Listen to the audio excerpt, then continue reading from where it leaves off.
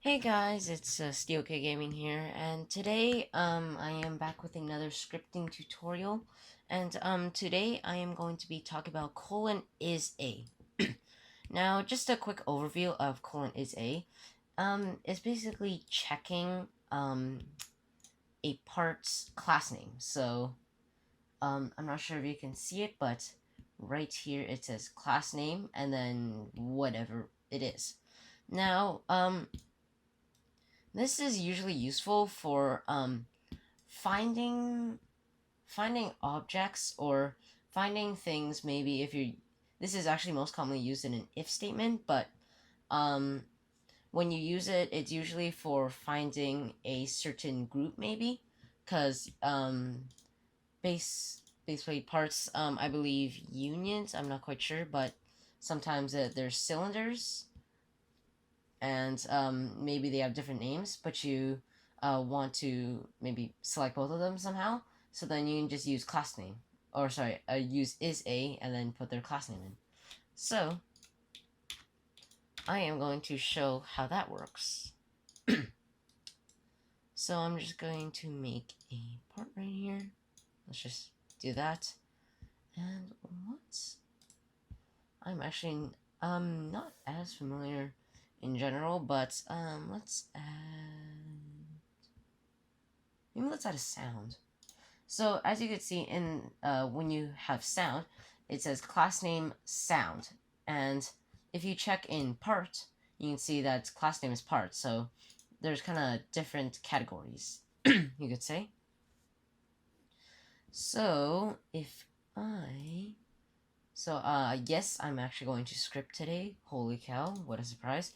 So, I'm just gonna make a quick statement here for when the game starts running. I'm gonna say if game.workspace dot first I want to show how this can be used in an if statement and how it can be used correctly, I guess. So if game.workspace.part is a, now remember the capitals for I and A, and then bracket, close bracket, there you go. And then whatever is in here is usually right here. So since I'm trying to see if part, so this one right here, the one I'm highlighting, is A, remember to use quotation marks, part, and then you can put whatever is inside there. Now, let's say you want to make it a variable, then you just have to go like, in this case, I'm just going to say is a parameter. Okay, please mind my grammar.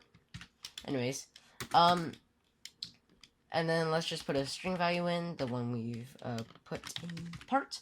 So if we put is a parameter inside is a, this will give the same result, because this is a variable and they store strings. So this would technically equal part. But just for simplicity reasons, I'm just not going to use this and just go from here. So let's start off basic. Let's just let's make it print. Oh, remember to use lowercase. I'm going to make it print part. No. The referenced. Should I say object? Yeah, I was to say the reference object is a part. There we go. Sorry for that silence there. I had to concentrate. Anyways, this is basically what happens. So of course this is an if statement right here, but it's basically saying if parts. If game. So referencing the game.workspace, referencing the workspace dot part. So this right here, is a part. So we're checking if the class names, the class name or the property class name, its value is part. So if it is, then we print in this output box right here, the reference object is a part. So if I play this, if I am correct, it should print. Okay, give me 1 second. Sometimes it takes a while to load. Cross fingers that this actually works. Alright, good. So as you can see, it says the reference object is a part. Now, this happened because the script, the second the server started, it went into workspace, it found part, and it checked if its class name was, well, indeed part. And because it was, it prints out the reference object is a part. Now, let's say we want to reference sound. Of course, this isn't how you're going to do it. You might use 4 IV loops. I promise I will make a video on that very soon. But, just for simplicity reasons, once again, let's just say game.workspace.sound, is a part, then print. The reference object is a part. I'm just going to add an else, print, the referenced object is not a part. So, no. Actually, I like that highlight, though. That's cool. Alright. Oh, I should probably put that period in here. Awesome. Anyways, so now what I've done is say, whatever the reference object, if is it a part? If so, then print the reference object is a part. If it isn't, though, then now we print the reference object is not a part. So this else right here is basically saying if this doesn't work, then this will happen. All right.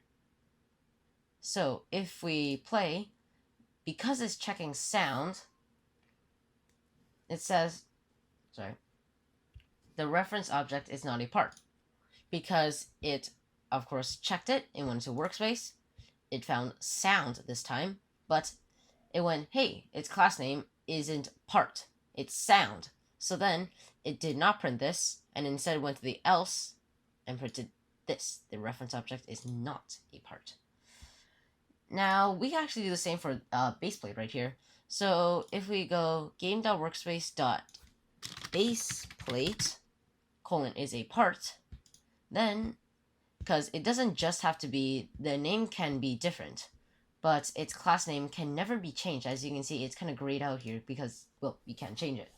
So as you can see, it says the reference object is a part because baseplate's class name is part. Now, if you want it to get a bit more complicated, this might be used in while true do statements. I did a video on that. Sometimes, that's for checking.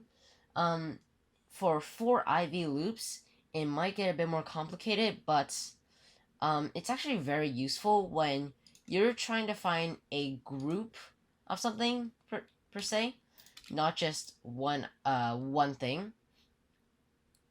So actually, that's pretty much all I have for you today. So have fun scripting. I hope this helped you. I just try it for yourself. Have some fun, and I guess I'll see you in the next video. Bye. Actually, that was a horrible bye. Hold on, let me just bye.